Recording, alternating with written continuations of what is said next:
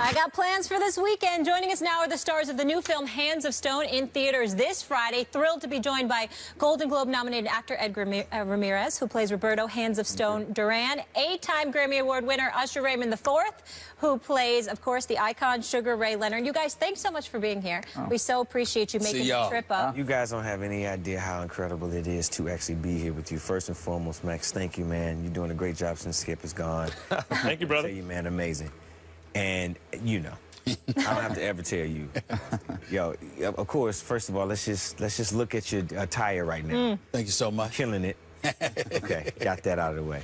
Awesome. Thank you guys again. Usher, I want to start with you. What newfound respect do you have for boxers after playing this role? Well, understanding the psychological aspect of it is one thing that became painfully obvious. You know, you just have an ultimate respect for, one, the fact that they have to lose that weight, go in front of an entire audience of people who are screaming and hollering, and then still remain focused within a fight. And an opponent's in front of you trying to tear your damn head off. You know, it's like, I don't think, I mean, acting that isn't something that I think I felt was the way to get to the role. I've been plagiarizing this since we started. He said this earlier. You know, you can play any sport you want. Golf, you can play basketball, baseball, football, but you can't play boxing. You have to physically go in there and understand it, and I did that. I had the opportunity to train with Ray. I trained in Atlanta. I trained and also to spar with amateurs in preparation for it, because I really wanted to know what it felt like to be under that type of pressure. You know? And what was it like when you had a conversation with Ray and he knew you would be portraying him in this film? What were the kind of things he said to you? What were the kind of feeling you got from, you know, just with him reacting to you? There were a few steps that had to take place before I got there. Like what? So Jonathan reached out to me and gave me, you know, all of the reasons why he felt it would be a great opportunity for me to go for it if I was willing to do it. I wanted to talk to Ray. So I reached out to Ray and I made him aware that there was a, you know, boxing film being made about Roberto Duran, and they wanted me to play him. Would he, you know, condone it? He said, yes, it'd be an honor to have you do it. You know, I read his book. I read his book, The Big Fight, and it gave me a basis of how to approach him and asking questions leading up to that first fight, in between the second fight, and then the second fight. You know, but the story is, I mean, amazing. We were talking about it before we came out. This is a story that can educate you about the nature of boxing, and also to the reality, the heinous side, the dark side of boxing. But it tells an entire story from Duran's early times, early days, until his, you know, his success. I got one for each of you. First, I know we've been directing a lot this way, but I got one for you in a second. We're coming this way. Coming this way. So the hardest thing to do, I think, for an actor who's playing a famous character is to get it down so that people recognize the character, but not just do an imitation. Right. Do an interpretation. Right. A more experienced actor, you expect that from, but there I just watched you. I could see it was Sugar Ray Leonard, but it was an interpretation, not just like an imitation of Sugar Ray Leonard. How do you pull that off as an inexperienced actor? Well, first and foremost, I had to get my inner Steven on. You know, I just seen you on General Hospital, so yeah. No, I'll do so. Call him Brick. The first thing is to train like a boxer. I said it. You know, you can't act this. You really have to. I mean, I had to lose the weight. I grew his hair, you know, and I studied his mannerisms. I began to look at him and analyze every aspect of who he was and what kind of led him to be the icon that he was, and then deal with the pressure of Duran. Duran was a monster, man. He was scary. That's where I'm going. He was intimidated. I had to go. Edgar, I got to ask you this, because, I mean, everybody talks about Duran welterweight. I remember Duran getting knocked out by Tommy Hitman Hearns. I remember that. Okay. But before that, I remember him just destroying people. And he was as vicious as they come. I actually missed that in boxing to some degree in this day and age. But what was it like to play him? Talk to me about what you had to do to get ready for this role, to be Roberto Duran, because that seemed to be something special. Yeah, well, we're both very lucky that the champs trained us. I mean, I was trained by Roberto Duran the same way that Sugar Ray Leonard trained Usher. I moved to Panama, and the whole process took probably over a year between all the training and the shooting. And Roberto was very open, and he was very generous to to share a lot of time with me and to teach me the tricks and the technique. And he revealed a lot of things to me, but he also did not. And by not sharing everything with me, I learned more about him than had he opened completely up. Because one thing that I take away from this film is that boxers are like magicians. You know, they have tricks and they have cards under their sleeves that they will never reveal. It's like having a genie in a bottle, and that's part of the mystery. And I think that that's why boxing is so fascinating. Still, I want to peel because you just finished saying that there were some things that he showed you a lot, yeah, but he didn't show you everything. Yeah, no. What did he keep from you? What did he keep from you? Well, for example, I would ask him, why did you stop the fight? I mean, what happened that night in New Orleans? And he would never. I mean, every time I would ask him things straight, he would not shut up. He would keep talking, but he would take me somewhere else. I mean, he would just, you know. He was partying too much leading up to the fight. He wasn't in shape to fight Sugar Ray in the rematch. Well, the thing that is not. I mean, it's not as, and that's the fascinating part of the story. It's not as black and white as he was just partying and do. I mean, there's more to it. Yeah, and that's the drama. I mean, just imagine that you come from nothing. Yeah. You've never had food on your plate, which is something very, very. Something that happens very often in the life of boxers. Yeah. It's a sport of them. It's of course, sport. fighting your so way you've out. Never had, and one of the things that is one of the most dramatic things, and I learned this by spending all this time in Panama and training in the slums and going to El Chorrillo, where he comes from, is that one of the most dramatic things about being poor, it's feeling that you're no one, that you're a nobody. And this is a kid who never had food on his plate, and then suddenly he had, for the first time, all the money to buy all the food, and for the first time, all eyes are on him. That could be very overwhelming, and that is something that also, we can relate to that. I mean, people who are on the spotlight. I mean, it's something that actually the movie explores and would give great clues to all boxing fans out there on what the events and the things that went down and led to that fight. I feel the need to chime in here because I was talking to Usher about this off the air before the show. I need either one of y'all to explain this to me. We see no mas. Yeah. Usher was talking about how it ain't that simple, Stephen A. It's not that simple. There's more to it than that. Yeah. Here's what I'm thinking is, Latino, you know, that hardcore heritage, fight, drop, you give up at no time.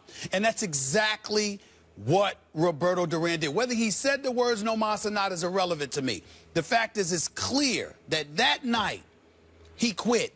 What do y'all take He from that? didn't quit. He said go to hell. That's different. He said go to hell. He said go to hell, but I'm not going to tell you. Stop fighting. Yo, but this is precisely the point. We're going to reinvigorate the conversation. Yeah. And you'll get a different perspective because now you're getting the full perspective. You get a chance to understand the reality. And I don't want to advocate specifically for Roberto Duran because I didn't play the Roberto Duran, but I can tell you. Look, go ahead, you can. But looking at the film, you really do get an understanding of how political this could be, how the business sometimes takes over, how you know the reality of who we are and how much we celebrate in our wins. That actually does play a part in it. In a way, being a debate about whether it was diuretics, and whether it was, he wasn't ready for the fight, whether he actually, got beat down by. In a way, it was the ultimate. Got in his head. It's all of that. It's actually a bit of all of it. In a way, it was the ultimate tough guy move. In a way, I mean, you could see it screening, but you could interpret it as the ultimate tough guy move. Look, I don't have it tonight. I've been partying. This dude is psyching me out. He's embarrassing me. I'm not going to give him the satisfaction of seeing me on the canvas. Goodbye. Yeah, but this is the thing. And this is why I really love. You could interpret it that way. Yeah, but Max, you haven't seen the film, and I think that you are gonna really enjoy. Still, you're gonna love the film because actually, all the clues to what you're saying. Yeah. You got Robert De Niro in the Roberto Duran movie? You think I'm not seeing this movie? Yeah, no, what I'm saying is that it's way more complex, and this is something that we learned. I mean, this is the thing. Because we went through the process of becoming fighters, not professional fighters, but we fight. I mean, we had to become boxers in order to access and to understand these characters.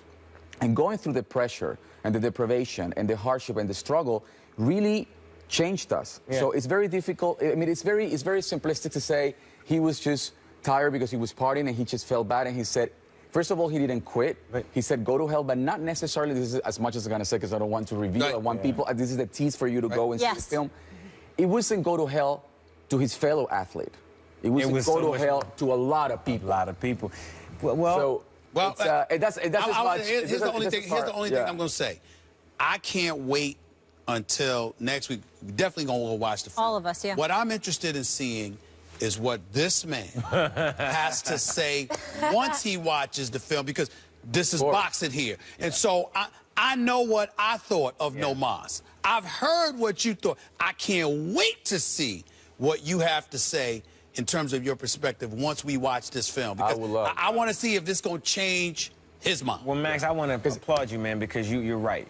Boxing is not what it used to be. No. And part of it is the fact that this was a poor man's sport that has now become a glamorized rich man's sport.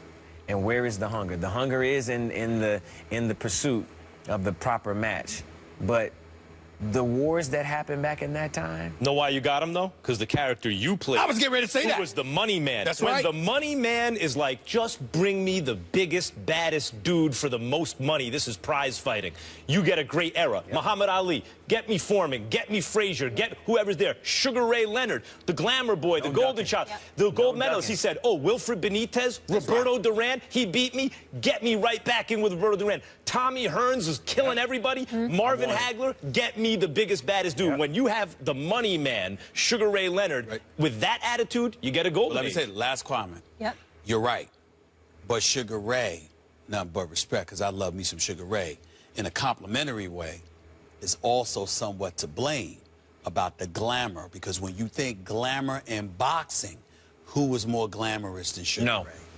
Sugar Ray Robinson? No, I'm saying glamorous. I didn't say no. By the way, you know how big Sugar Ray glamorous? Sugar Ray Robinson. Because of the world we're living in. Come on now. We weren't even there. But I'm saying Sugar Ray The word Robinson. entourage was made from for Sugar Ray Robinson. By the way, Sugar Ray Leonard And an entrepreneur, too. Usher. In Harlem. Yeah, talk about that. No, Robinson was bigger than that. Robinson was bigger than that. Well, by the way, you can't fault Sugar Ray I'm Leonard. not faulting them for it. No, because Sugar Ray Leonard also, too, changed the standard for African-American endorsement. It was great. Yeah. It was great. I'm By just the way, saying. I want to but give kids, when I got them I thinking want to about give you money, an idea of how big Sugar Ray Leonard was. What everybody. Yeah. I want to give you an idea of how big Sugar Ray Leonard was. At the time, 1981, of the Leonard Hearns fight and right around the Duran fight, the highest paid athlete in the history of American team sports, by far, Dave Winfield, $2 million a year. Sugar Ray Leonard made over $10 million for fighting Roberto Duran, Yeah. That's for your fighting example. Tommy Hearns. That's your example. You know what my example is? When did we ever care about seeing a boxer with his own kid?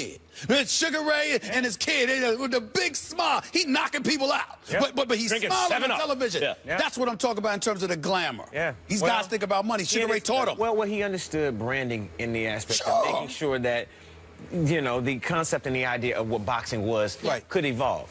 Right? I mean, Oscar De La Hoya did the same thing. That's right. But my point is, for me, when I looked at this role, I was like, okay, what is it that I could go after that people don't know? And after reading his book, The Big Fight, you realize that there was a lot going on inside of Sugar Ray's head, but he wasn't showing it. There was a wall up because of the perception that he had for what he had, come in. Edgar, look at this. Even in the Roberto Duran movie, Sugar Ray is overshadowing him. No. What? No, Look at this. I We're talking I Sugar told Ray you Leonard. off the air. You Gentlemen. come back. You know what? This is one of the most amazing contradictions of the story in the film. That that Sugar Ray presented himself before Duran, for when Duran came from, he was the rich kid.